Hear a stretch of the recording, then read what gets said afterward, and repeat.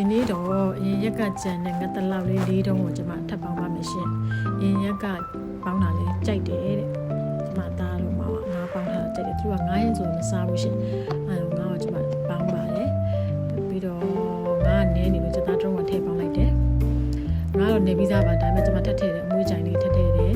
ပြီးတော့မက်ကီဟင်းကက်မို့လေးထည့်တယ်နေကြစီလေးနည်းနည်းသုံးတယ်စီအများကြီးမကြိုက်လို့ရေနဲ့ပဲကျွန်မပေါင်းတာပါစီကိုနည်းနည်းလေးပဲထည့်ပါတယ်ပြီးတော့ကျွန်မတန်ရှင်းလေးလုပ်ပါတယ်ဒီကြောင့်တန်ရှင်းလေးလုပ်တယ်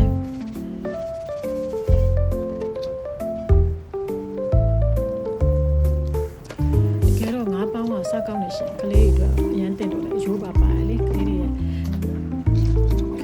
အတွက်ရိုးအစ်စ်အတွက်ကောင်းတာပေါ့နော်သူ့ရဲ့ရိုးကိုကျဉ်ညက်နေအောင်လူကြည့်နေပေါင်းတာကလေးတွေပုံစားကြိုက်ကြတယ်ပြီးတော့ရိုးစုမှလည်းပြောရတော့ရှင်ငါးပေါင်းမကြောင်ကြဘူးကြည့်ကြပါ